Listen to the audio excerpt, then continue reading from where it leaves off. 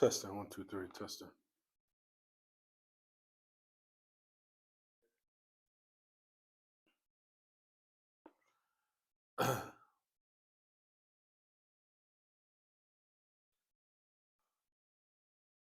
This is the 25th Jumad al-Ula. 26. 26 of Jumad al-Ula. Right. Can you turn it up just a tiny bit on the speaker? Just slightly. Slightly turn it up. Testing, testing, testing. Slightly more, slightly. Testing. Perfect, perfect. Bismillah ar-Rahman ar-Rahim. إن الحمد لله نحمده ونستعينه ونستغفره ونعوذ بالله من شرور أنفسنا وسيئات أعمالنا من يهده الله فلا مضل له ومن يضلل فلا هادي له وأشهد أن لا إله إلا الله وحده لا شريك له وأشهد أن محمدا عبده ورسوله صلوات الله وسلامه وبركاته عليه أما بعد فإن خير الكلام كلام الله وخير الهدى هدى محمد صلى الله عليه وسلم وشر الأمور محدثاتها وكل محدثة بدعة وكل بدعة ضلالة وكل ضلالة في النار. As we continue in this tremendous book by the great Imam Abu al-Abbas Taqi-ud-Din Ahmad ibn Abdul Halim ibn Abdul Salam ibn Taymiyyah al-Harrani al-Dimashqi al-Mutawaffa سنة 728 بعد الهجرة. So you'll find Shaykh al-Islam Taymiyyah, who died 728 after the migration of our Prophet alayhi salatu wasalam. At the time now, 7:23 p.m., Sunday, November the 16th, 2025, which agrees with al-Muwafiq, the Tariq al-Islami al-Hijri, where it's currently the 26th of Jumad al-Ula. Technically, it's Laylat al-Ithnain, or the evening of Monday, by the Islamic date, of course. The year 1447, after the migration of our Prophet alayhi salatu wasalam. As we started in the new chapter, everyone, and like we mentioned, Shaykh al-Islam Taymiyyah, rahimahullah, that he put emphasis on the importance of these categories we've been covering for some time now. So realize that the importance of this matter, he stresses it, that if human beings lack knowledge of this matter, know for sure of what type of misguidance they will fall into as a result of them lacking understanding or not knowing it at all, or misunderstanding of it, or not comprehending it, or one of the two categories they deviated in it. So there's a lot of misconceptions and a lot of misunderstandings and ignorance in these matters that the Shaytân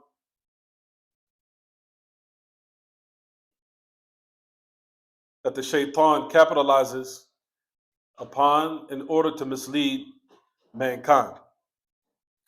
And like we mentioned, because of these matters, these type of ideas or ideological misconceptions, the Shaytân pushed the human being into fall into the greatest of catastrophes, which is disbelief in Allah subhanahu wa ta'ala, and even pushing him or her to falling into atheism as a result of these categories here.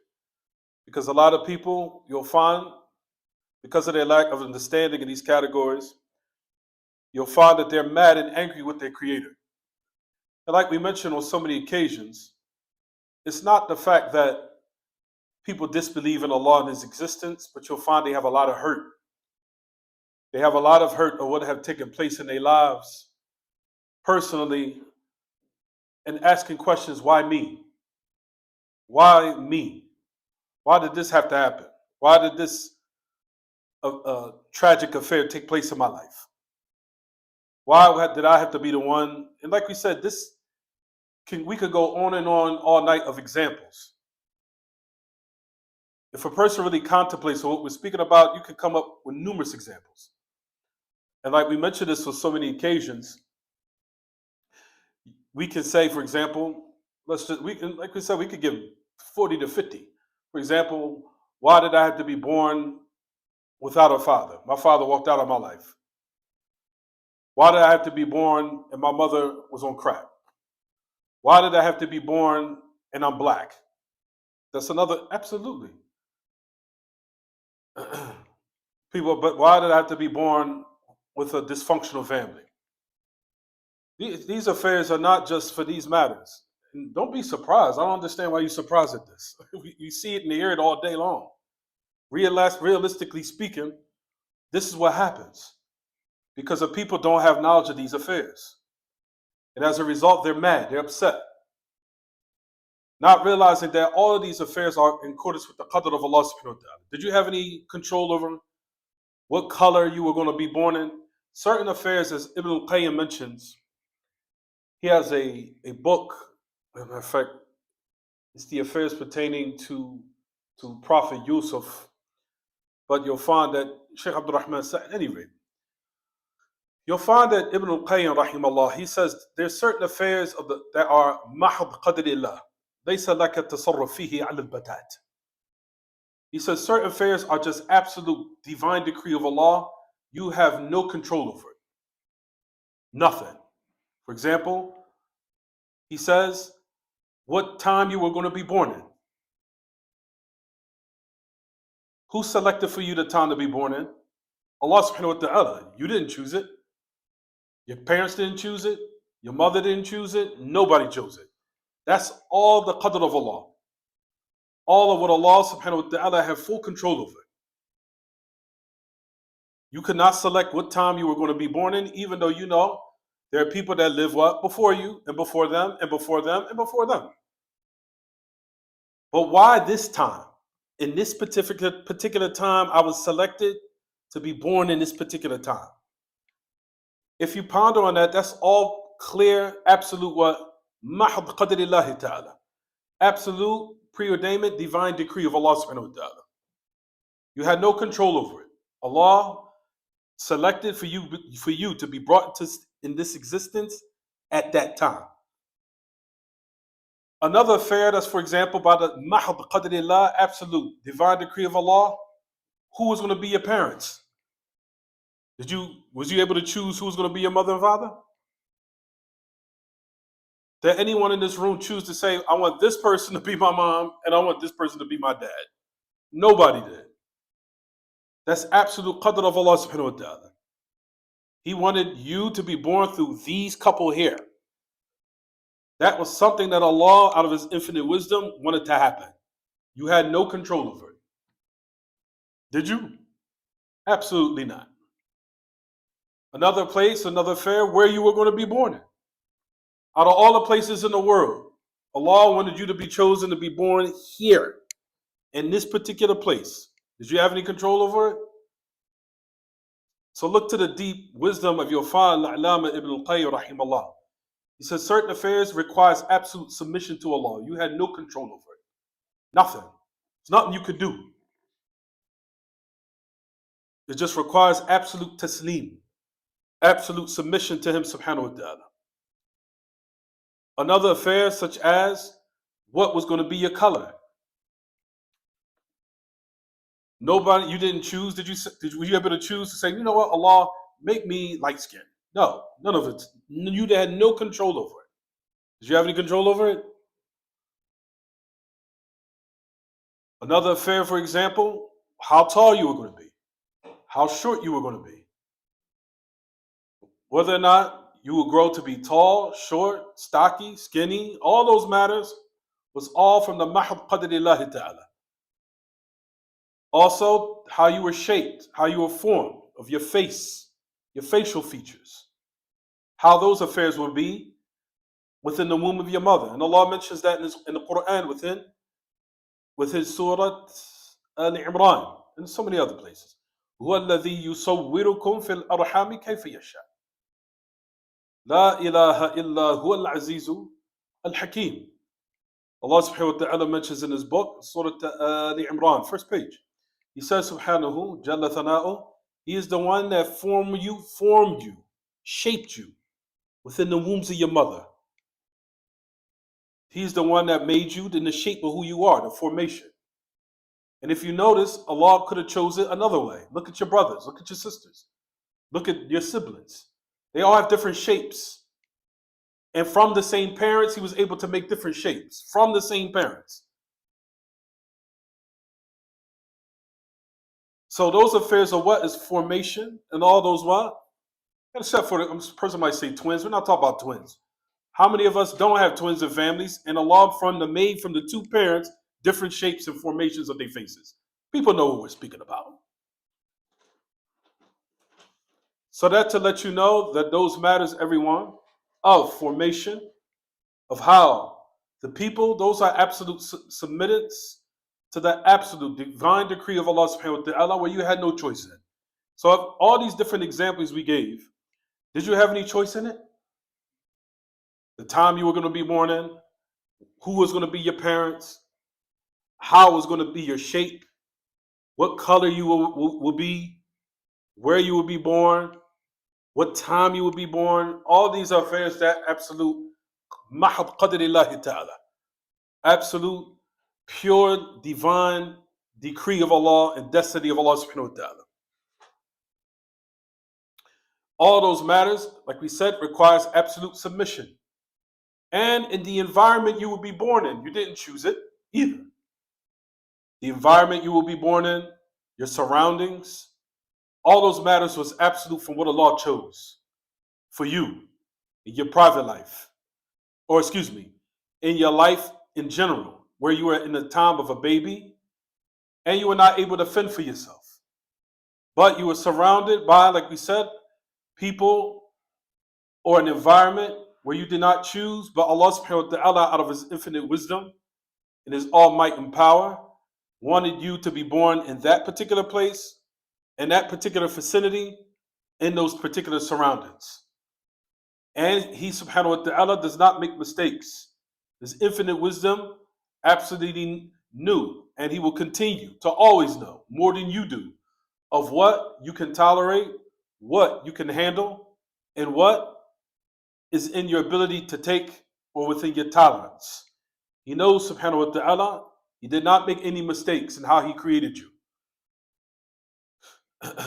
So those affairs of the qadr of Allah subhanahu wa ta'ala, like we said, these two categories, if people would contemplate on these affairs, and these two categories that we mentioned, one would be able to understand that these are affairs I had no control over, which requires from me absolute submission to Allah subhanahu wa ta'ala, knowing that my Lord has more knowledge than I do in absolute all cases, and that He selected these affairs for me for a reason, in which these matters would be an incentive for a person to now cleanse their heart of any malice and anger they will have towards their Lord subhanahu wa ta'ala. So they would not know, oh, why was I chosen? Why did I have to be born here? Why did I have to be born in America? Why couldn't I be born here? Those affairs requires absolute submission. To know that your Lord is all wise, all knowledgeable of what and how He creates, and in the manner He creates, and the parents were selected for human beings to the end. The person does not educate themselves in these matters, like we said, they will have malice and they will have anger towards their Lord subhanahu wa ta'ala. And that's what the Shaytân loves, and that's what he wants. In order for the human being to fall into disbelief towards his Lord, or what is worse than that, atheism. And this is the reason why you'll find a lot of the youth these days say what they say. I don't believe in God. Why? Because if that's the case, why did my dad have to be a crackhead? Why did my uncle touch me? Why did my family or my cousin sexually touch me? They're hurt. They have hurt in their heart. It's hurt. It's pain there. If that's the case, why did I have to be surrounded by a bunch of drug dealers to the point where I was influenced and I had to what? I had to go out there and survive on my own too. Why? It's hurt. It's pain. Because they don't understand the affairs of what Allah subhanahu wa ta'ala decrees in His creation. And like we included in that from the previous classes, the affairs of even those who adopted the deviant ideologies from the deviant sects of the Muslims. Likewise, fell into what? Misconceptions and misunderstandings in these two categories from the Sufis and other than them. So you see, like we said, this matter is what? Widespread in those type of matters.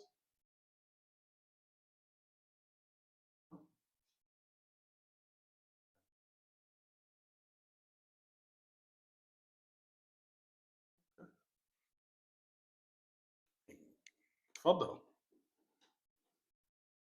So in that instance, as we mentioned, everyone, have to have a soft heart. For that mention, you mentioned we mentioned that in this regard, why these type of matters take place. Just the reason. So you understand these two categories. We just had a clear example of these two categories and why they take place. So, but that's the reason why we mention everyone that those type of matters requires deep contemplation, and as a result of it, full submission to what Allah subhanahu wa ta'ala decrees of good and evil in regards to the first category, which is of what they call in different names, in which Shaykh al-Islam is going to mention, of the affair pertaining to his divine decree, or what he wants or intends in this existence, and there's different names for it. So the lesson for today we'll speak about also. Notice in the previous classes a couple of weeks ago, when he spoke about these two categories, he called it haqiqa. He called it haqiqa kawniyya, qadariyya. Or if you want to call it haqiqa kawniyya, the reality of what takes place in this existence. He also named another name for it. And we know that لا مشاحة في الاصطلاح amongst أهل العلم, as they say. لا مشاحة في الاصطلاح. There's no mushaha in istilah, in a terminology or a term that one comes with or extracts from Kitab and Sunnah, as long as the evidences support it completely. So you'll find Shaykh al-Islam brought a category called haqiqa kawniyya. Then we mentioned another name for it, which is called iradat Allah al-kawniyya. They're all the same. They're musammayat li ma'nan wahid. They're all names for one meaning. So you have haqiqa kawniyya, which is the same. Iradat Allah al-kawniyya, which is the same. We're also going to speak about idhnullah, the permission of Allah al-kawni. They're all the same for what? One meaning. Idhnullah al-kawni. You're going to find Shaykh al-Islam mentions that. And another name for it, for example, which we'll talk about inshallah, we're also going to speak about, it's the same, they're all the same. Amrullah al-kawni. So you'll find we gave, for example, 4 different names, for they all the same meaning. You'll find, as we covered last class a couple of weeks ago, haqiqa kawniyya, or irada kawniyya, or idhn kawni, or amr kawni. Then you have the second category, which is the same. For example, haqiqa diniya, or irada diniya, or idhn dini, or amr dini. All those are all musammayat lima'nan wahid. All of them are different what? Musammayat, things that are called with the what? Same meaning. All of them. That's what Shaykh al-Islam is going to mention here in these examples that we will give now. So in your book, the translated version, what page did? 268. Okay. We'll mention it inshallah. So in that instance, let's return back to something that we spoke about last class. Let's turn back to the category where it mentions, it says, فَالْإِرَادَةُ الْكَوْنِيَّةُ هِيَ مَشِيئَتُهُ لِمَا خَلَقَ يرحمك الله. فَالْإِرَادَةُ الْكَوْنِيَّةُ هي مشيئة وهي مشيئته لما خلقه وجميع المخلوقات، أو عفوا لما خلقه وجميع المخلوقات داخلة في مشيئته وإرادته الكونية. والإرادة الدينية هي المتضمنة لمحبته ورضاه. Matter of fact, let's go back a little bit so we can make sure everybody is on one page. So it says these are from, let's go back a little bit.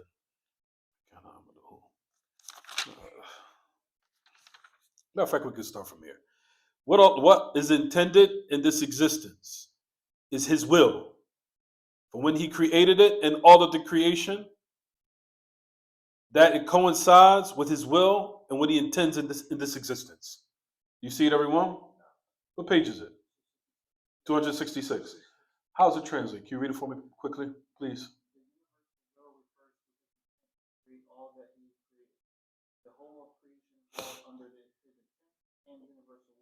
Which category is that, everyone? First category. So put number 1 on top of that. So read it again for me. I wonder why they put your universal will. Put what Allah intends in this existence, just to keep it clear. Universal will. Al-irada al-kawniyya. Al-irada al-kawniyya hiya mashi'atuhu. That what Allah, or the intention of Allah in this existence, is his will, or it is his will. Meaning what he allows to happen of what, everyone? Good and evil. What he wants to happen of good and evil. And that is his what? His will. His will is also involved in that. What he wills to happen.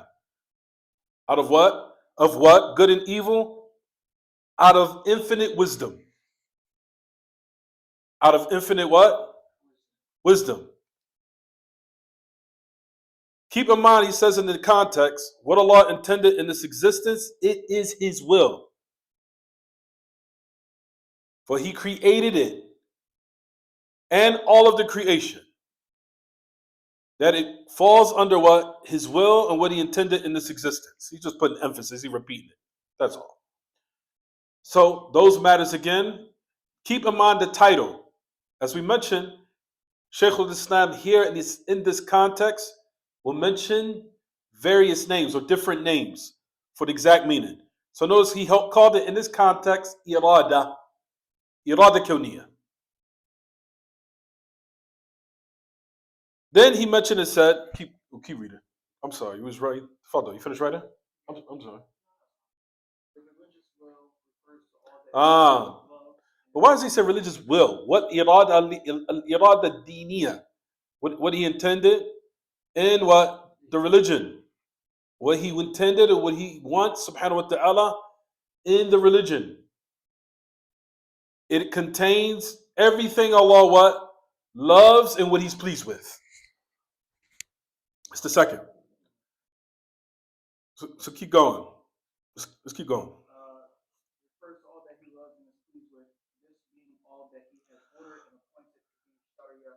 Everything in the Sharia of this category is everything Allah loves. Everything that Allah subhanahu wa ta'ala commanded in his book and in the sunnah of his Prophet sallallahu is ibaratan an kulli ma yuhibbuhu Allah ta'ala wa yardahu. Everything that Allah subhanahu wa ta'ala loves is what he legislated religiously in his legislation, in the Kitab al-Sunnah. Keep in mind that good قد يتخلف, as we'll mention this inshallah. Every class, huh? Did you just say Gotham City? Hey, it is what it is. So this good in which Allah commanded, it might not happen to everyone. It might قد يتخلف, absolutely. Just look to what happened in front of us just this moment. Something bad, but an ambulance or what have you. Something of affairs of what Allah is displeased with happened by what he willed in this existence, not by what he commanded in what? The religion. قد يتخلف. It might not happen. Why? Or we could say the affair does not necessitate it has to happen. How many people do we see out here all around the world committing shirk? Polytheism. Did he command that in the second category? No. How many people do we see out here, for example, being mischievous or doing mischievous things or committing criminality? Focus. Or committing criminality or committing shirk, or bid'ah, or fornication, or intoxicants, or backbiting, wa haluma jarra, and so on and so forth. Everything that Allah did not command and He forbade, people are what? Doing it all day and night. Which is to let you know Allah willed it in the first, but He's not pleased with it as far as what? In the second. So that's what we said. The second category does not mean that that good in which Allah loves completely will happen. As they say, the first category, la budda min wuqu'ihi, it has to happen, whether it be of good or evil. The second, in which everything Allah loves, qad, as far as what He intended, and in the what? Religion, qad yatakhallaf. It does not necessitate it will what? Happen. Of what you see around you of evil within this world. Is to let you know that that affair that Allah loves couldn't possibly what? Not happen. So that's what he's mentioning here. So let's keep going. Keep reading it. Matter of fact, start from the beginning. The religious will refers to all that He loves. Why do you keep saying the religious will? What Allah intended in this existence is His will. That's what it says. Al-irada al-kawniyya hiya mashi'atuhu. You have to make the distinction. What Allah intended in this existence is His will. There's a difference between iradat Allah and His mashi'ah. They kind of have some connections, absolutely. But make that distinction. They all do have some similarities. But for some odd reason, they made it all the same here in this context. I don't know why. But at any rate. What Allah refers to all that He loves and pleases. This being all that He has ordered and appointed to be Sharia and religion in a specific. Start from the beginning again. What Allah has intended refers to all that He loves and pleases. This being all that He has. No. Start over from the beginning. Start over from the very beginning. Okay. What Allah intended in this existence is His will. His will. What Allah intended in this existence is His will. It is His will for what when He created it and all of the creation. Okay. Right now, what are the levels of the qadr, everyone? How many? 4. What's the first one? It's knowledge. Second. What's the second? He written it down. Third. What's the third? He willed it. And what's the fourth? He created it. Good. That's all the levels of the qadr of Allah. Knowledge. He written it down.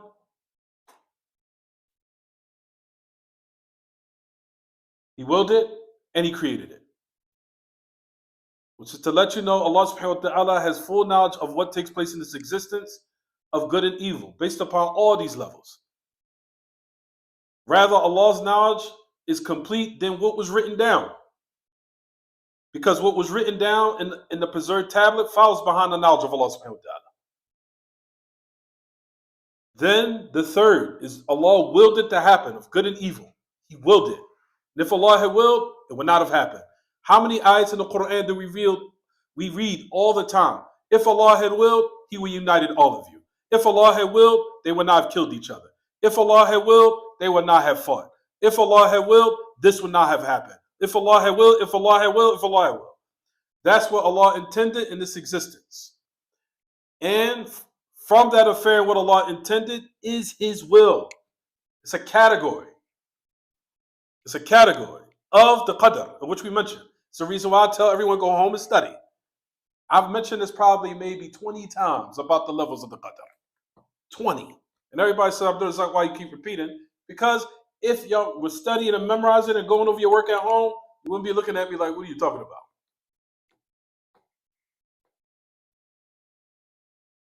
So in that instance, again, what Allah intended in this existence is His will.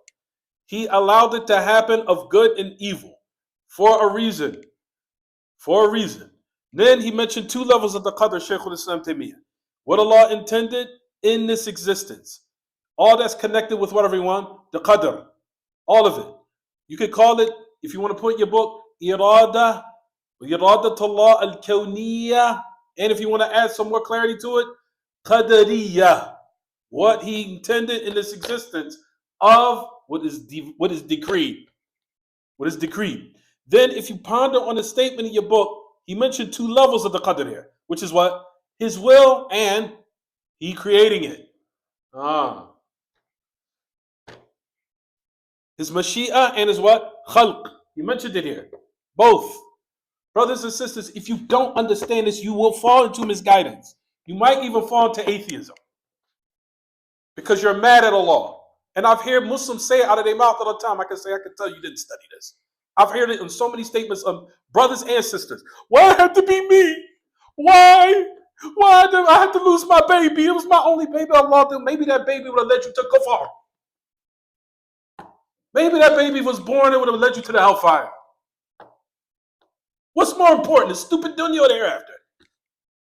Everybody cares about this dunya too much. And Allah mentioned that in Surah Al-Kahf. Why he took the child away from those two righteous parents. It's there. It's right in the Quran. That Allah wanted to take the baby from him and replace him with something better.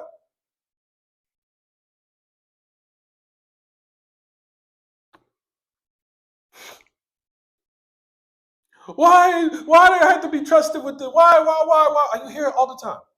You're like, whoa, we have to go back to Aqidah classes again.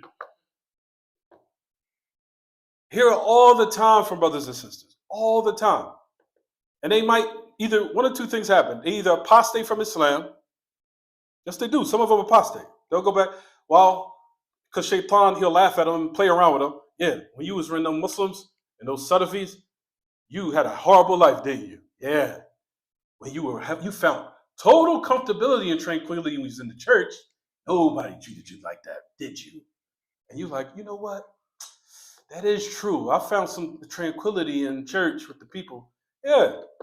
What happened? Go right back there. You're going to go where you feel comfortable.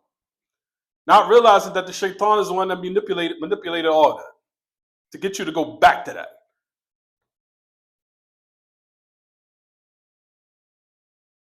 Or they'll raise the bar in disbelief. What they'll do, they'll go back to being an atheist again. Because they're mad at the world. They're mad at. Since I've always tried to struggle to be upright, why this gotta happen to me? Why? Who do you talk? What is going on here? Same thing. We're just discussing right now. That's why I say go home, do your homework, study this, contemplate. Not saying that the affair of what bad decisions you're supposed to make. That's another affair. That's the reason why we mentioned the second category. The second category is to put in your mind, oh, human beings, make good decisions also. Even though Allah is in control, but the second category out of his great wisdom is to let you know that Allah has also, out of his infinite wisdom, gave you instructions on how to live to let you know that part of the qadr is you making proper decisions in your life.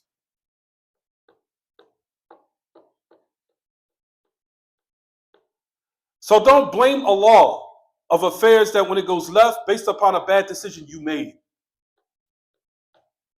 Don't blame Allah for it also based upon these two categories again. Because the second category necessitates that what?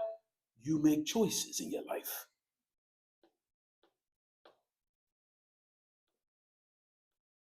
Because the second category revolves around what?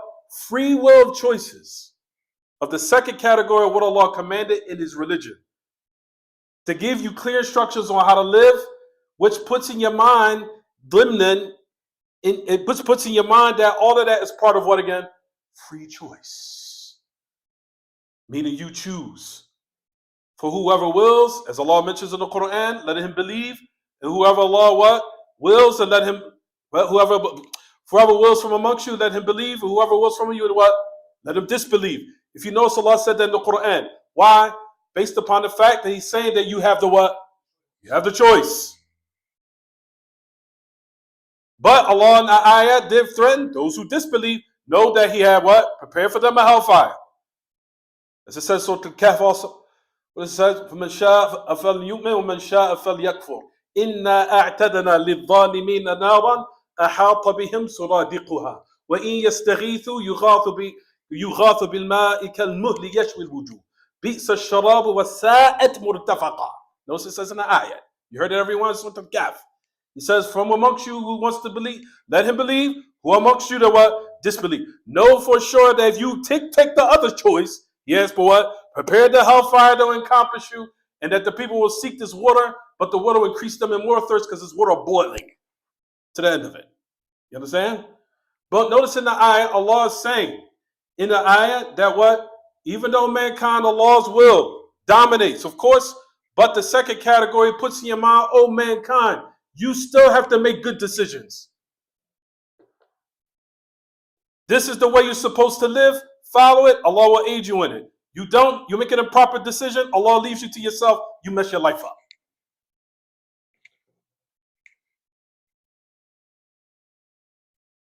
Clear or not? Good. So let's keep going. So in that instance, إرادة الله الكونية وجميع المخلوقات داخلة, excuse me, what Allah intended in this existence is His will. That's the first level of the qadr of when He created it, and all the creation falls into what? His will. And what He intends in this existence, of course. That's the first category. Now keep reading. We got to go back to this again. So how many times have I went over this? Probably 10, 20. Let's keep going. You'll find that these categories are also mentioned Kitab al-Tawheed. Sheikh Muhammad Abdul Wahhab, rahimahullah, extracted it from this. He took it from this book and other books of Shaykh al-Islam Taymiyyah. And he put it in Kitab al-Tawheed. And he made it from, and you can see the importance of why this affair is of monotheism and oneness of Allah. You see it. Because a person could fall into disbelief and kufr in Allah if they don't understand these categories. So you see why Shaykh Muhammad Abdul Wahhab put it in Kitab al-Tawheed. You see why. You see the importance of it. Because the majority of creation, they fall into atheism, kufr, disbelief because of their misunderstanding of it. Is it clear or not clear? Good. Let's go. Let's keep reading. Stop looking at the time. You'll be all right. Let's go. You're not missing out nothing out there in Gotham City. Just keep going.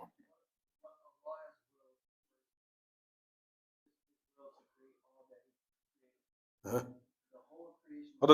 You're talking about the second. What Allah intended in the religion. You see it? Good.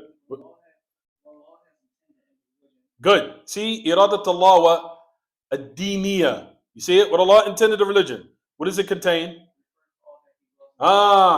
Everything He what? Loves. Put in right next to that in parentheses, it might not happen. That good that Allah loves might not what? قد يتخلف. Might not happen. Person would say, huh? Absolutely. Look around you. Look at this. Look at the society we live in. Everything that Allah commanded, is it going on even right now in front of you when you go outside in that dark world out there? Is it? قد يتخلف. Absolutely. So everything Allah loves is everything He commanded and everything He what? He forbidden. Look outside. Is everything in the second category happening? In the second category, huh? No, it isn't. So it might not happen for everyone. It could happen to some, and some who will not follow those instructions based upon the level of who they are, whether it be polytheists, disbelievers, or even some of the Muslims who don't follow Allah subhanahu wa ta'ala's proper guidance. You understand? Good. All you have to do is open the social media universal weird world. You will see it for your own eyes.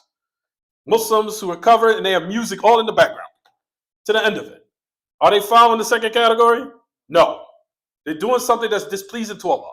And that Allah what? Hates, and what He commands not to do. But they're doing it. Based upon the what? Which category? The second. Not the what? Not the first. Good. Now you're starting to talk, which makes sense. Good. So the second category, again, when Allah commands and prohibits, it's as if it is being implied in it, everyone, oh human beings. This second category goes back to what? To you and the decisions and the choices you make. Nobody's forcing you. Even though Allah wills it in this existence, but He also made the second category, which is His religion legislatively, to give you proper guidance to teach you how to live, of what to do and what not to do. In regards to number one, what pleases Allah first, and what displeases Allah first. And second, what comes after that, number one principle is rectification for the society and the world. But ultimately, that affair generally goes back to what? The decision of the human being. And when a human being makes a proper decision what pleases Allah, Allah will be in his aid. He'll increase him, he'll help him, he'll defend him to the end of it. But when you make a bad decision, when you go online, you start looking at the girls you shouldn't be talking to and all the women talking to the men you should be talking to, Allah leads you to yourself. Now here comes the humiliation. Then the end result is your feelings will be hurt and tragedy will happen. Because Allah didn't aid you in something that He is not pleased with. He's not aiding you in it. He leads you to it. So now what's involved in it is your nafs, your desires, the devils that's also whispering in your head, trying to make you fall into nonsense. And Allah, He removes His protection from you. Because of bad decisions you made. And notice the decision always connected with what again? Free will. Free will for you to what? Choose. Nobody forced you. That's why it says in the hadith, Shaykh al-Islam mentioned a couple of chapters ago, we covered it. What did the Prophet ﷺ say in the hadith al-Qudsi at the end of that beautiful, tremendous hadith? Man wajada khayran falyahmadillah. وَمَنْ وَجَدَ غَيْرَ ذَلِكَ فَلَا يَلُومَنَّ إِلَّا نَفْسَهُ. Hadith, tremendous hadith that a lot of people love this narration. The hadith al-Qudsi, where Allah subhanahu wa ta'ala said, "O my servants, all of you are what? يا عبادي إني حرمت الظلم على نفسي وجعلته بينكم محرما فلا تظالموا." That hadith, right? All the hadith, "O my servants, I made dhulm, injustice, unlawful upon all of you. Upon myself, excuse me, first. And I made it unlawful between yourselves. Don't oppress one another." That hadith. That same hadith at the end, Allah subhanahu wa ta'ala mentions, He subhanahu wa ta'ala mentions, it says, whoever, now this whole agrees with the chapter. Whoever finds good, let him praise Allah. Whoever finds other than that, due to a bad decision you made, don't blame no one. What did Allah say? Except yourself. You understand? Good. So let's keep going. Keep reading. Matter of fact, we'll just go over this ayat and we'll skip. We'll skip the ayats because we already covered these already. We'll keep going. Just one ayat, just to get everyone started. Then we'll move on to the next. Let's keep going. So whoever, Allah also says, so whoever Allah wants to guide, He expands His breast. We didn't, hold on. No.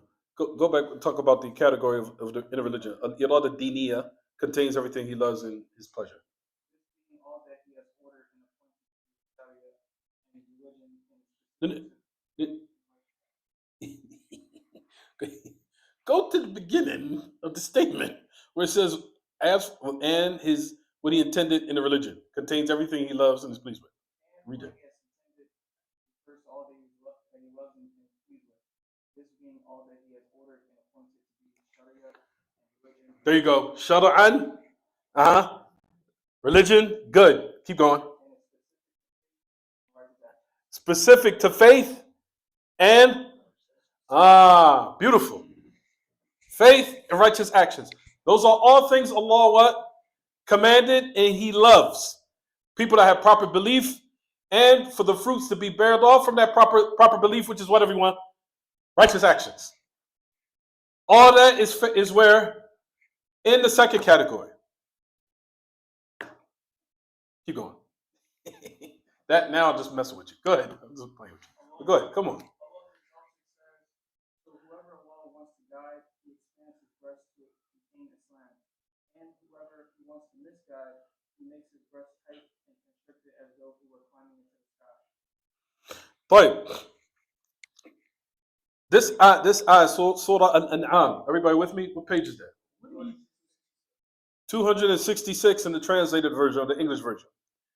طيب سورة الأنعام آية إيش 125 125 في سورة ماذا الأنعام. You'll find that Allah subhanahu wa ta'ala says whoever Allah wants. Notice what was used with word irada.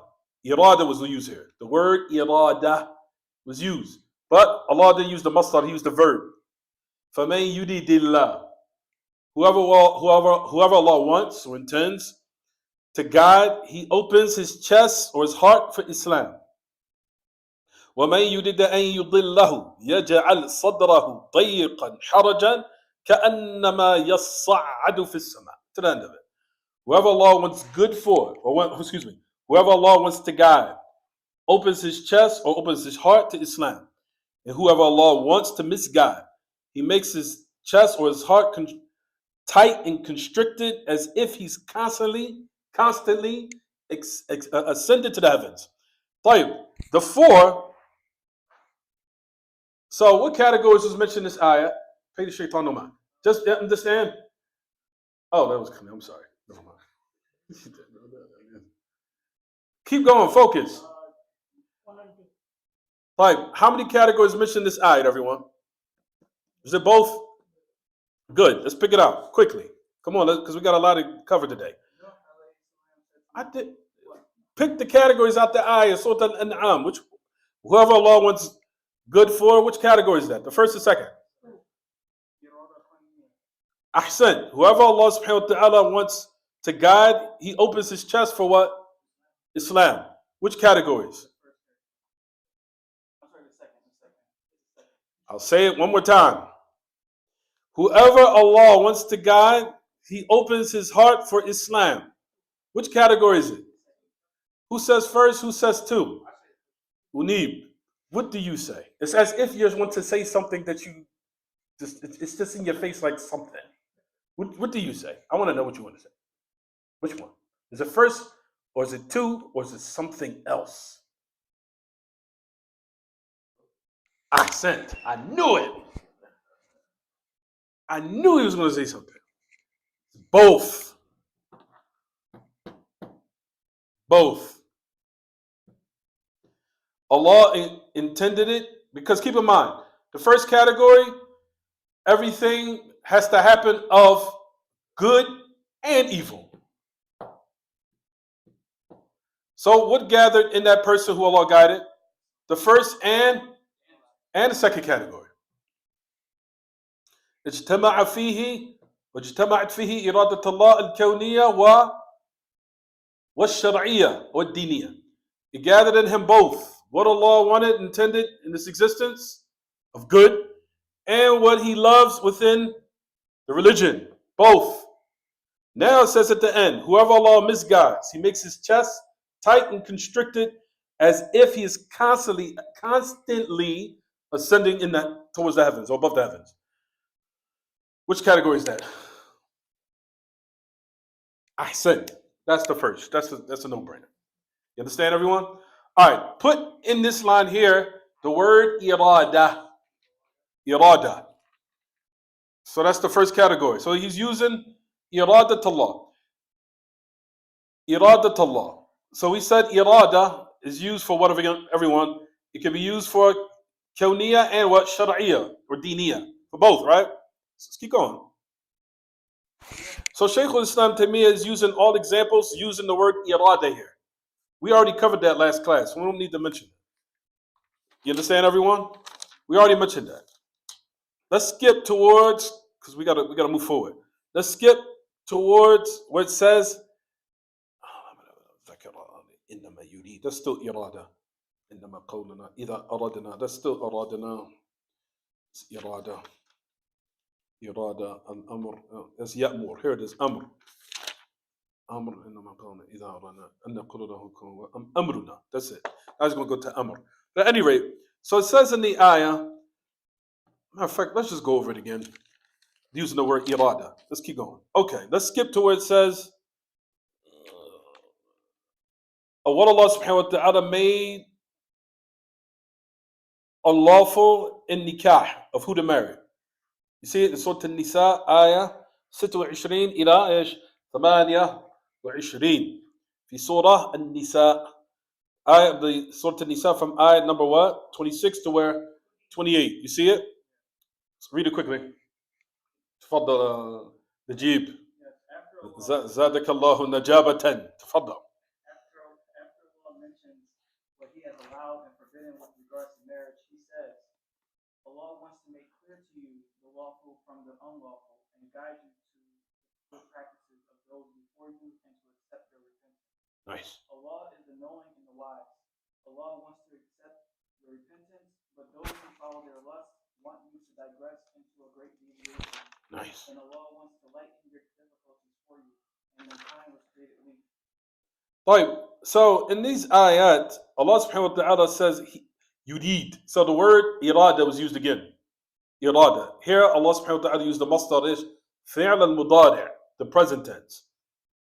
So as Allah wants or intends لِيُبَيِّنَ لَكُمْ وَيَهْدِيَكُمْ سُنَنَ الَّذِينَ مِنْ قَبْلِكُمْ وَيَتُوبَ عَلَيْكُمْ وَاللَّهُ عَلِيمٌ حَكِيمٌ وَاللَّهُ يُرِيدُ أَنْ يَتُوبَ عَلَيْكُمْ وَيُرِيدُ الَّذِينَ يَتَّبِعُونَ الشَّهَوَاتِ أَنْ تَمِيلُوا مَيْلًا عَظِيمًا يُرِيدُ اللَّهُ أَنْ يُخَفِّفَ عَنْكُمْ وَخُلِقَ الْإِنسَانُ ضَعِيفًا. Notice Allah used the word again in this ayah, Surah An-Nisa. Which page is it in English? 268. Allah wants, in order to clarify to you and guide you to the ways of those before you and accept your repentance. And Allah is Alimun Hakim. And Allah wants to accept from you your repentance. And those who follow their desires, they want you to now, tamilu maylan azima. They want you to, now you that wire again. That he wants, or those who intend for you to be inclined, that tremendous evil inclination, they want you to go that way. And Allah wants to lighten for you your burden. And mankind was created weak. What categories was mentioned in this ayah here? In which part? Good. Matter of fact, make it a little confusing. That Allah wants to guide you, make clear to you the ways, or glad for you, the ways of those before you. Which category? First or second? Second. Ahsant. Accept your repentance. Which category? Which one? First or second? Second. Ahsant. Good. And Allah is Alimun Hakim. Allah wants to accept your repentance. That's second again. But those who follow their desires, they want you to lean away. That evil, tremendous inclination or evil lean towards what is what? Impermissible, and what is evil and catastrophic in regards to themselves and towards their Lord subhanahu wa ta'ala, even though they do not harm Allah anything in the least. But those who follow their desires, which part is that? First. It's the first. Because that's what? That's evil. That's something that Allah what? Hates. So in that instance, that would be from what Allah will, where? In which category? The first. Good. Excellent. Let's keep going. All right, let's skip. Let's skip to now. So we use the word irada. Keep in mind, before in the first part of the lesson, what do we say?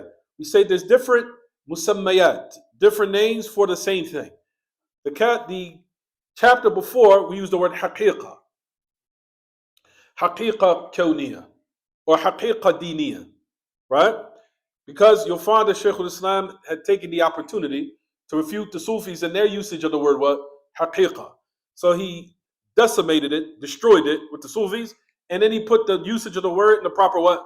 Context, in the proper way of how it's supposed to be used. So the word haqiqa is what? Kawniya and also diniya. Then we also talked about another usage such as irada, kawniya, and what? Diniya. So now we're going to talk about a new word, which is amr. Amr, what Allah commanded. Kawni and dini. So this is another word that's used. So the first one, haqiqa. Second, irada. Third, amr. Amr. So in essence, surah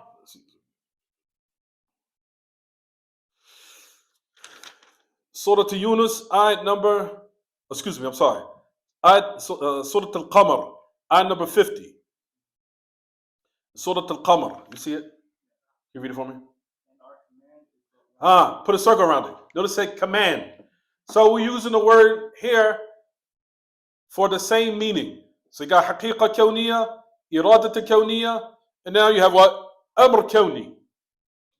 Tafadal, qadri. That's Yunus. Qamar. وما أمرنا إلا واحدة كلمح بالبصر. Read it. Read the ayah. And our command is but one, like a what? Glance of the eye. Is that the second or the first? First. Ahsant. The command of what Allah commands and what He wants to create in this existence. That's the what? First. It's the first. What He creates. Is that in the second category? Creation? No. That's in the what? First. That's in the first. Good. To me. Excellent question. Nice. So you said the first affair of what Allah commanded. Notice in the ayah it says Surah Al-Qamar. He says, وَمَا أَمْرُنَا إِلَّا وَاحِدَةٌ كَلَمْحٍ بِالْبَصَرِ. That our command, meaning on the day of resurrection, it means بِلَحْظَةٍ كَلَمْحٍ بِالْبَصَرِ. That Allah subhanahu wa ta'ala, when the day of resurrection is established, it'll be like one moment. And He will do it faster than a blink of an eye. Or بِلَحْظَةٍ كَلَمْحٍ بِالْبَصَرِ. Or like the eye blinking. That Allah subhanahu wa ta'ala can what? He can say that affairs be that fast. And there's nothing more fast than that, is it? No.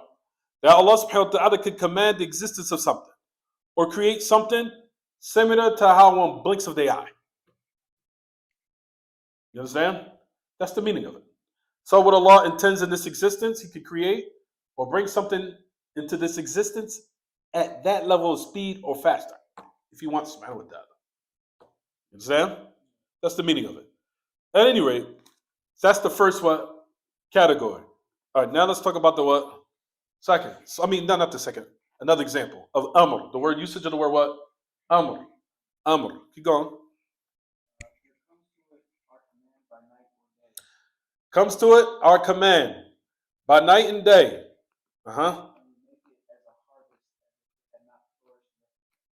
Ahsant. Which category is that? The first or second, everyone? Ahsant. The first category. But we're using the word, which one? Command. Good. Keep in mind. Amr. Amr is what's being used here. Amr. Dini. Kawni. Kawni qadari. Amr. Kawni qadari. So Allah subhanahu wa ta'ala says in His book, أتاها أمرنا ليلا أو نهارا فجعلناها حصيدا كأن لم تغن بالأمس. في سورة يونس آية 24. Allah subhanahu wa ta'ala says, what the full ayah is like this, everyone. That the ayah is speaking about the affairs of the creation. Meaning, Allah subhanahu wa ta'ala makes these examples in His books, everyone. That the affair of the day of resurrection, how could you find that far off? Because a lot of people, human beings don't realize that Allah subhanahu wa ta'ala brings things back to life all the time in front of us, but they just don't realize it. So they think that, oh, how can that be? How's that? Look to the wintertime. Then Allah subhanahu wa ta'ala around the spring browse the green and the color, everything to come back. Then as soon as the fall hits, everything is as if it never even existed. Then He brings about it again repeatedly. Every year, all year round. For those who live in those type of facilities or those type of environments, they see this all the time. Where Allah subhanahu wa ta'ala allows things to what? Blossom and bloom, bringing it back to life. And then He puts it to what? Die, as if it never even happened. And we're in that time now. You see it clearly. All the leaves are in the street dying off. Becomes like dust. Like it just never wasn't even there in the first place. Then once the spring hits, here it comes again. So Allah subhanahu wa ta'ala sets these examples or strikes these examples for creation to contemplate. If you see this in front of your eyes, what makes you think that Allah can bring you back and resurrect you again? Even though you see things that He brings back to life, causes it to die, and then He brings it back to life again with no problem. So in this particular ayah, Allah subhanahu wa ta'ala says in Surah Yunus, the ayah completely is إِنَّمَا مَثُلُ الْحَيَاةِ الدُّنْيَا كَمَا إِنْ أَنزَلْنَاهُ مِنَ السَّمَاءِ فَاخْتَلَطَ بِهِ نَبَاتُ الْأَرْضِ مِمَّا يَأْكُلُ النَّاسُ وَالْأَنْعَامُ حَتَّى إِذَا أَخَذَتِ الْأَرْضُ زُخْرُفَهَا وزينت وظن أهلها أنهم قادرون عليها أتاها أمرنا ليلا أو نهارا فجعلناها حصيدا كأن لم تغن بالأمس. The full ayah is the example of this worldly life. It's like water we descend from the heavens, meaning the clouds, of course. Then it mixes with the plants of the earth and what the people eat, and they take their benefits from, as far as in the agriculture and the likes of that, and the animals, until when the earth, when it reaches its peak of its decoration, its glitter, and its in its beauty, and all those matters, and the people now think that they're able to what? Do it. Meaning benefit from it all the time, which is not the case. Then the command of Allah comes. Might come in the night and the day. We see it in the seasons, but if Allah had willed, and the command could come to the point where, as if that affair never even occurred, meaning from before, from the yesterday times. We made it hasid, to the point, totally decimated it, destroyed and wiped out, as if it even never happened. That type of command is which one? First or second category? I think that's easy. First category. Good.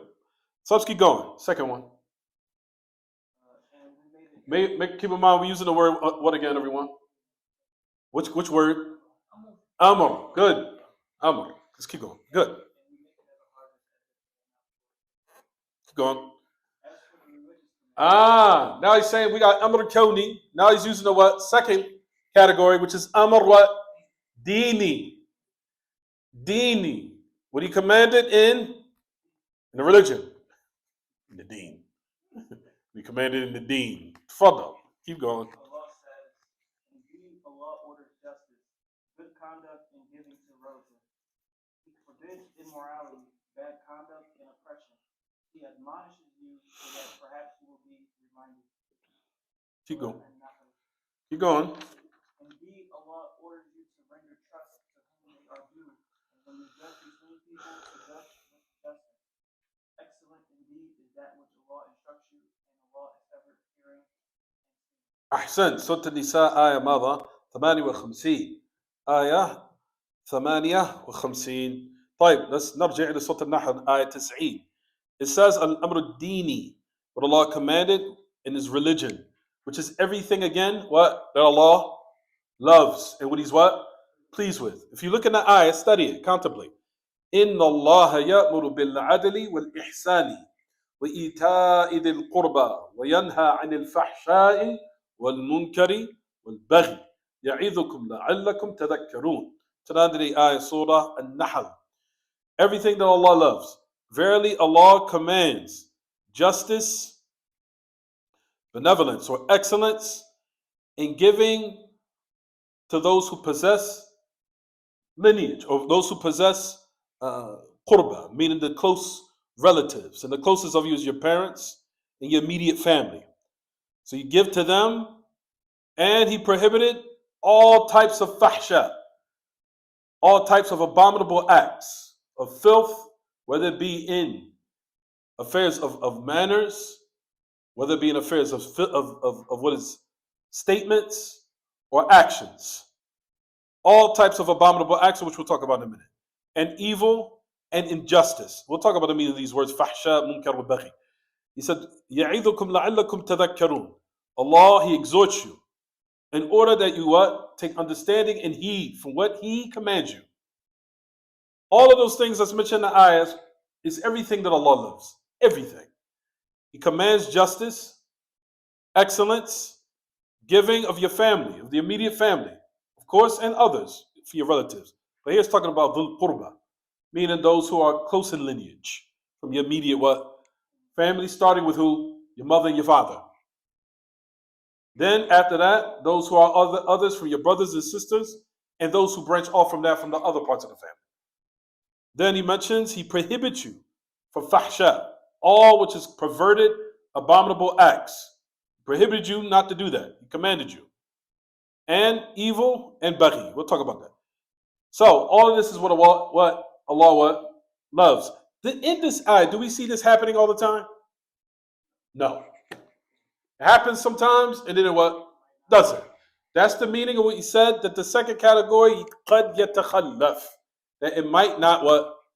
Exactly. You understand? Good. No. Wait until the end of the class. Exactly. Command. Not order. It said orders in your book. Orders you. Command you. Command. I mean order, command, but here we're talking about amr. Amr means what? Commands. He commands you. Right. So all of these are things that are what Allah loves. What is it? You need a quick question because we have a lot to cover.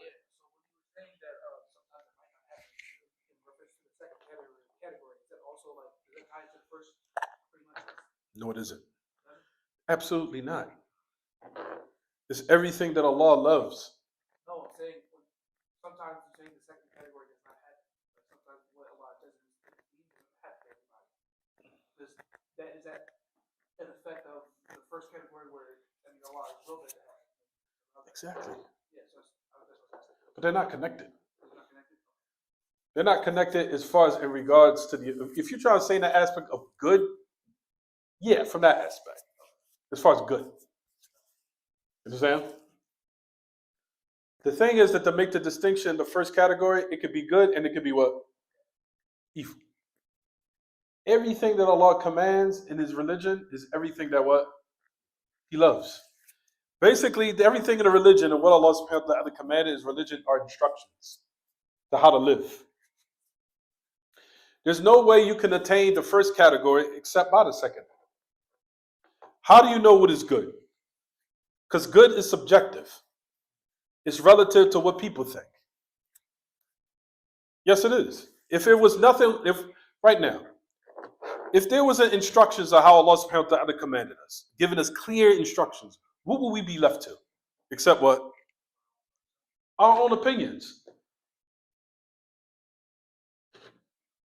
Or our own desires perceiving what is good and what is what? Evil. And that's subjective and that's relative.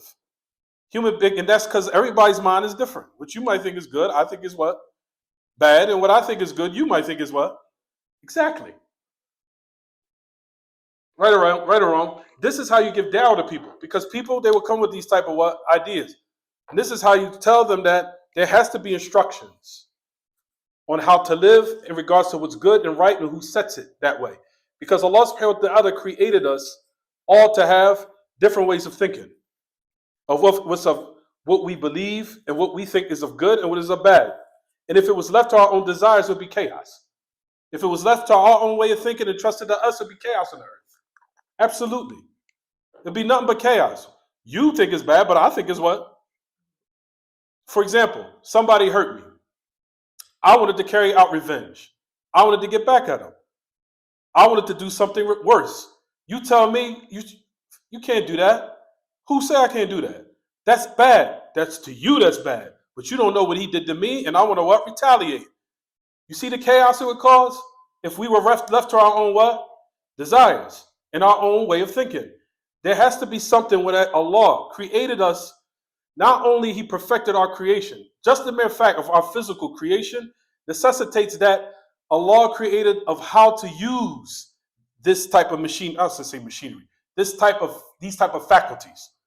These faculties that Allah gave us, He perfected it. He put eyes so you can see, ears so you can hear. You can see clearly that Allah perfected it. Do you think this perfect physical state that Allah gave us, that He left us without any instructions on how to use it? It's just like building a car, or it's just like building a washing machine. This is perfect. It does what it's supposed to do. It runs good. But they also tell you, don't do such and such. It will break. If you misuse it, it will what? So it came, this actual machine that is lifeless and it came with what? Instructions.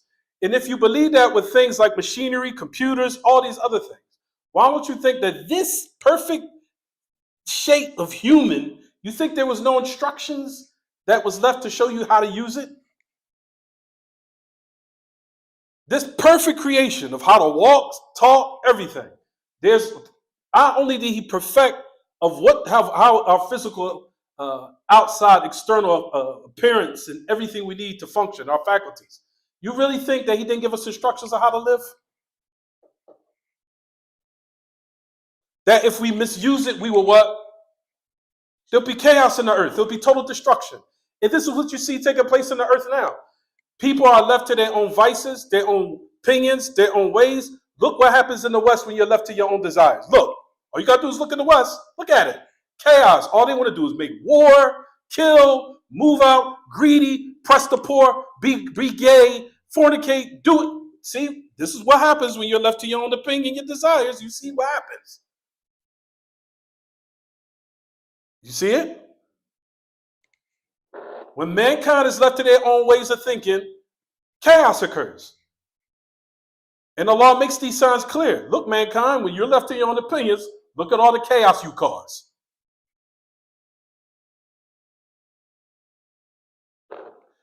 Where on the other hand, if you're left to follow the guidance of what Allah has sent down of what? These instructions on how to use your faculties, notice that all the security and stability that comes as a result of it. And if you look to what Allah has commanded clearly in this ayah, clearly, He commands you with justice, excellence to people, being honorable to your mom and dad, being honorable and taking in your brothers and sisters. These are all good things that causes harmony to society if you contemplate on it. Hey, okay, this is all harmony. And He prohibits you from perverted, disgusting acts and filthy affairs and forbidden acts and injustice and transgression against people. When a person hears that, they be like, yeah, if we was to follow that, yes, that would cause stability in the land. Duh.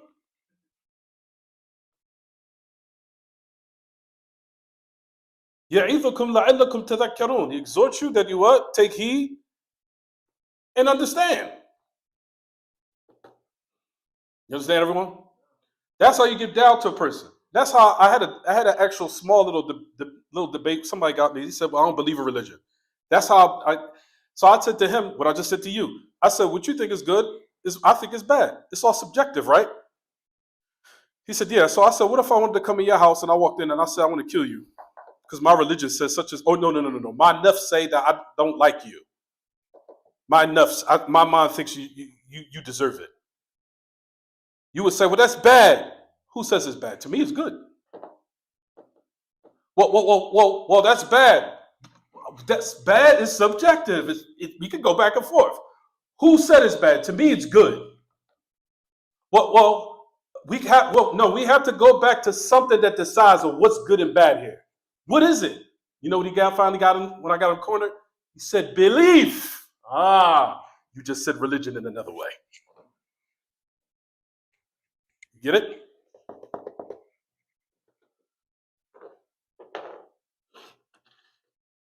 But anyway, so that's the matter. He says, what Allah commanded. So it says, فَالْعَدَلْ فِي كُلِّ شَيْءٍ. He said, adl is in everything. Justice is in everything. So Allah subhanahu wa ta'ala, when He mentioned the word adl, He commands you with adl. This is just some side benefits. We move on. Just side. Just quick, write this down. The great Imam Shaykh Salih Fawzan mentions the word adl and what's intended here. Contemplate on it. He said that Allah commands justice in everything. In your weighing of the scales, as far as in sales, not to take advantage of people's money, scales, measurements, everything. He commanded you justice in everything. He prohibited injustice and transgression. Injustice. Let's say injustice and oppression. Injustice and oppression. Then He also commanded qisas. Qisas is adl, is justice. The word qisas means the penalties that are established against people as a result of their crimes. The qisas are the prescribed penalties or punishments from Allah subhanahu wa ta'ala is also what? Justice. For example, for people who transgress against others and kills innocent lives and innocent bystanders.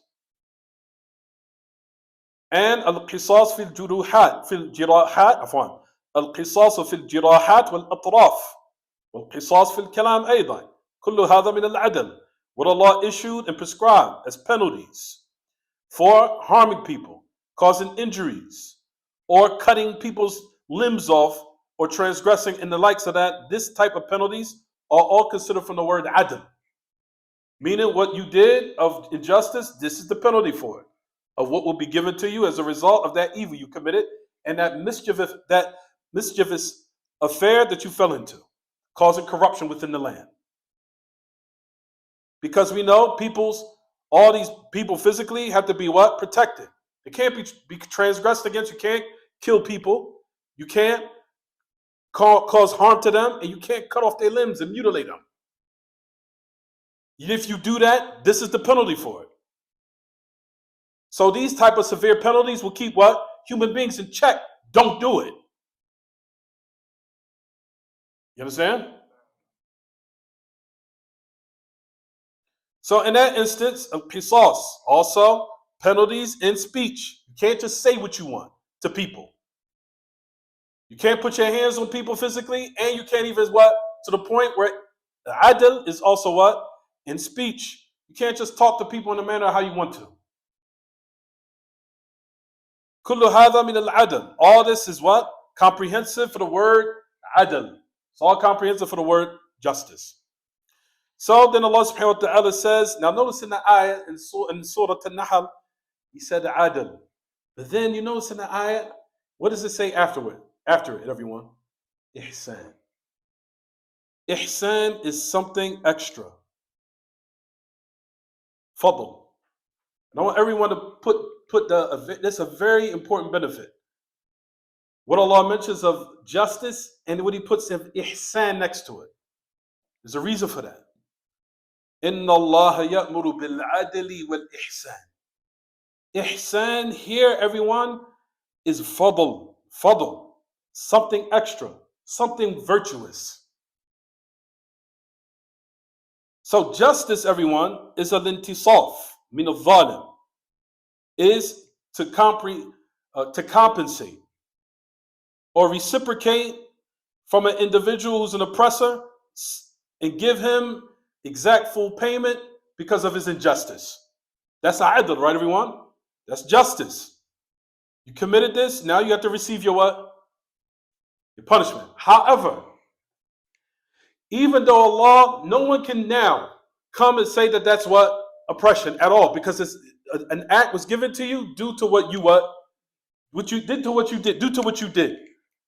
However, look to the perfection of Allah. He said ihsan after what is justice, which is pardoning and overlooking and forgiving.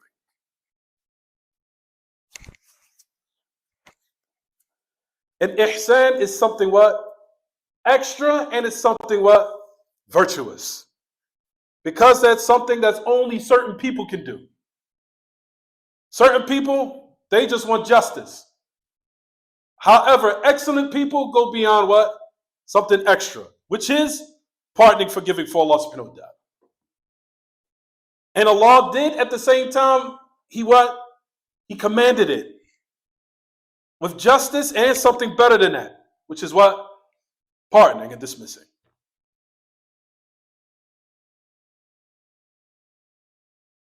فَيُقْتَصْ مِنَ الْقَاتِلِ. For a person now, of course, what is in the adl, what is justice, is, like we said, for that type of compensation, or you can say reciprocation of his killing, what he did, that the same thing be done to him, whether it be an oppressor or something that was a transgressor, to the end of it, in a manner which Allah prescribed, without anything extra due to the crime he committed and what he had taken of people's rights, meaning from that person that transgressed against the creation. However, now listen to what he says. أفضل منه الإحسان وهو العفو. What is better than that and more virtuous is benevolence, and it is pardoning and overlooking. As Allah subhanahu wa ta'ala says, وَجَزَاءُ سَيِّئَةٍ سَيِّئَةٌ مِثْلُهَا. That's in qisas. That's in regards to prescribed punishments. However, Allah subhanahu wa ta'ala says in Surah Shura, matter of fact, in both ayahs, if you look in the ayah Surah Shura, ayah number 40, Allah says the repayment from an evil is due to what? To follow it up with a what? Evil similar to it, meaning of what that crime that person committed. But notice, that's adl. That's justice. But notice in the end of the ayah, Allah subhanahu wa ta'ala says, stop playing with your hair. فَمَنْ عَفَى وَأَصْلَحَ فَأَجْرُهُ عَلَى اللَّهِ. Whoever overlooks, pardons, and forgives, then his reward is with Allah. So afu is part of what? Ihsan. It's part of benevolence and excellence. So that's the reason why you'll find that Allah, that He mentions the affair of what's considered absolute justice. Justice from transgressors, of what they deserve due to the act they committed. However, benevolence and excellence with something that's extra is pardoning, overlooking, forgiving, in which Allah by it will raise someone in high levels of faith and iman. And that affair, when a person pardons and overlooks, even though they did something of great crime, and someone that overlooks, why from the hikmah of Allah that He mentioned this in the ayah? Why, everyone? Because it brings love. Yajribul mawadda. So you can mind that if the kuffar was to study the Quran truly, the Muslims will find the infinite perfect book, how Allah subhanahu wa ta'ala perfected His book subhanahu wa ta'ala. So you have justice, and then Allah commands for something what? Greater, if that person is on the same level, on a higher level. But if one wants, they still can what? They still can have the exemplary punishment carried out for justice that was committed of wrong, no doubt. But if you wanted to take the extra affair, or as they say, take the high road, then Allah subhanahu wa ta'ala mentions this in the Quran. He commands it. Commands it to pardon and overlook. So in certain instances, pardoning and overlooking is something good. But keep that in mind, certain instances, there is no pardoning and overlooking in certain instances also. I wanted to mention that too. In regards to what? In regards of what is for Allah and His Messenger, and anger for Allah and His Messenger. In which you'll find that the Prophet ﷺ always took revenge. If he did take retribution, it was for who? Only for Allah subhanahu wa ta'ala. And in a lot of instances, the Messenger of Allah pardoned and overlooked for the evil and wrong that was done to him. Sahih. But in certain instances, he did have to have certain matters carried out of what was pertaining to his family, because those affairs are very what? Sacred. Especially in the story what happened with the ifk, the fabrication upon Mother Aisha radiallahu anha, when the great Sahabi Mistah was lashed for that, for the ifk that he committed and fell into. But that matter was something what? That had to be carried out. To let and teach the people afterwards that these affairs of accusing innocent people and bystanders of punishments cannot be what? Can't be tolerated. Can't transgress against people's honor like this. Not something that's just open. No, you can't do that.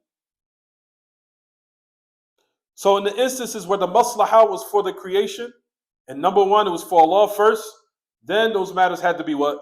They had to be carried out. But the instance of certain personal affairs that a person can overlook, person might have backbited you, I'll pardon you for Allah. Person might have stole something from you, pardon you from Allah. Started to stole some money from you, pardon you from Allah, even though, brothers and sisters, even though, and I want everyone to listen to this, let's go back to the asl, because a lot of people now these days, they rely on these matters. So they can now commit injustice. I want everybody, it's sad to say, they say, yeah, overlook. Yeah, let's go back to the asl. Don't do it at all. Don't transgress against people at all. Don't forget that part too. As it says in the hadith, la darara wa la dirar. There's no harm to the people and there won't be harm amongst other people. Meaning, don't do it. So don't say now, let's just say, oh, Allah tells us to command and pardon and forgive, but let's go back to the origin. Don't commit these sins at all. You understand, everyone? Play it. So in that instance, again, that's what Allah subhanahu wa ta'ala commanded in His book, and these matters that are very, very tremendous. So that's the matters that we mentioned. Let's keep going. We almost finished. Let's go. That's some of the benefit from the ayah. Next ayah, Surah An-Nisa. If indeed Allah, inna Allah ya'murukum an tu'addu al-amanati ila ahliha wa idha hakamtum bayna an-nas an tahkumu bil-'adl. Inna Allah ni'imma ya'idukum bih. Inna Allah kana sami'an basira. That Allah subhanahu wa ta'ala mentions Surah An-Nisa, ayah number what? 58. Indeed, Allah commanded you that you carry out your trust to its people. That you delivered the trust or the covenants or what have you, or agreements or what have you, to its people. And that you judge between the people with justice. To the end of the ayah, Surah An-Nisa. Which category is this? First or second? Second. Ahsan. So let's keep going. Now, the last thing. So we went from the first word, which is what? Haqiqah. Second word, which is what? Irada. Now we're to the third word, which is what? Amr. Now we're going to go to a new word, which is idhnun. Idhnun. Permission. Permission. Idhnun. أما الإذن فقال في الكون لما ذكر السحر وما هم بضارين به من أحد إلا بإذن الله. بإذن الله. الإذن meaning permission. أي بمشيئته وقدرته وإلا فالسحر لم يبحه الله. وإلا فالسحر لم يبحه الله. Subhanahu wa ta'ala. So now let's talk about the word idhin. We're almost finished, about to wrap it up. It says, Allah subhanahu wa ta'ala spoke about the affairs of magic. He said that they do not harm, meaning the sahara, the magicians. They do not harm anyone except by the permission of what? Allah. Then it says, what does it say? What does Shaykh al-Islam say?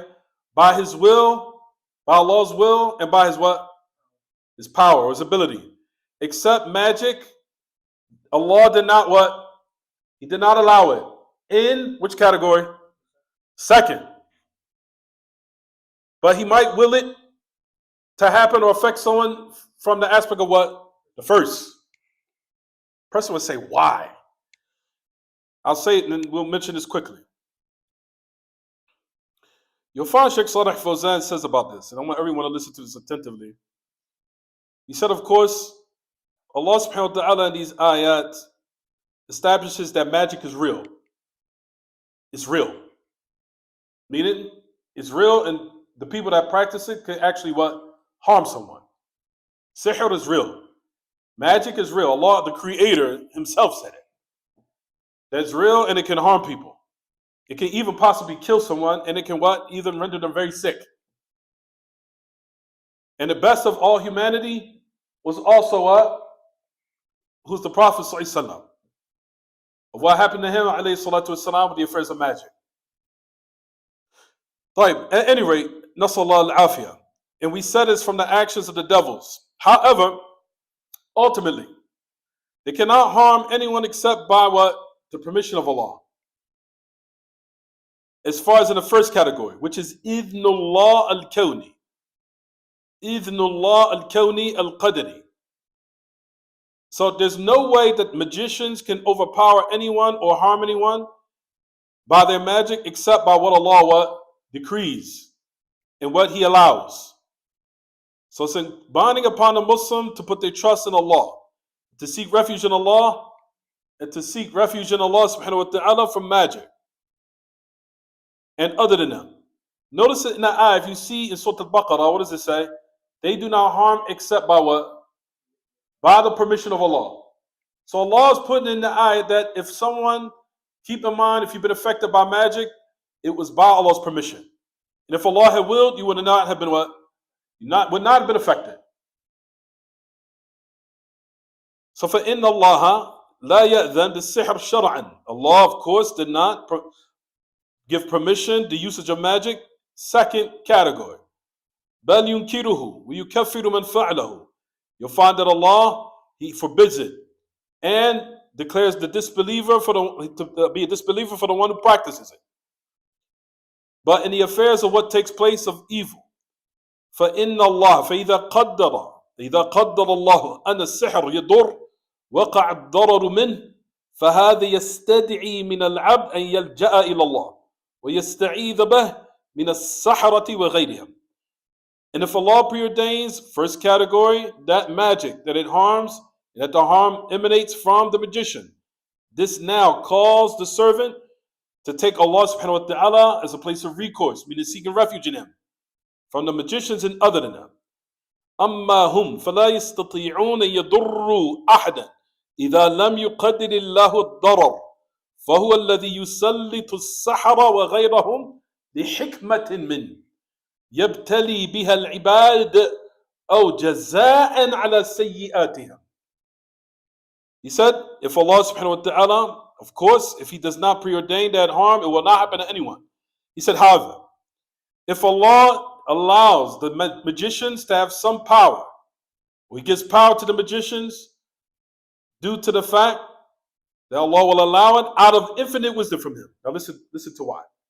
Either out of Allah testing a servant or repaying him due to the evil he committed. Because nothing happens in affliction or is afflicted in your life except it was by what your hands earned. So Allah can now allow the magicians to overpower you because of your sins or your disobedience to Allah subhanahu wa ta'ala. Is it clear, everyone? So that affair might have happened due to what? Some form of disobedience that one committed. Billah. As a result of it, Allah subhanahu wa ta'ala allowed that magic for you to be affected by it. And like we said, everyone, those realms usually happen in those affairs, especially in these days of times, in places in clubs where those drinkings occur and all those other type of forbidden acts. I tell everyone all the time, when you go into those places, know that there are the realms and the spaces where there's a lot of Shaytân in those places. A lot of devils when you go up in those bars and those clubs. In those bars and clubs, know for sure you're walking in a realm of the devils. There's unseen devils that are waiting to harm you. Is it clear, everyone? Keep that in mind. You do not want to be in the places where the Shaytân are in abundance. And then you'll be more susceptible to being what? Harmed by them. So stay out of those type of places. And stay away from anyone that potentially looks like and smelling like they're practicing magic, because magic also has become widespread these days. But anyway, this is the last thing. So I guess we'll stop here, inshallah. You have, what is it?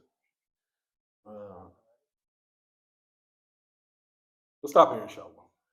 هذا وصلى الله وسلم وبارك على نبينا محمد وعلى آله وصحبه وسلم. سبحانك اللهم وبحمدك أشهد أن لا إله إلا أنت أستغفرك.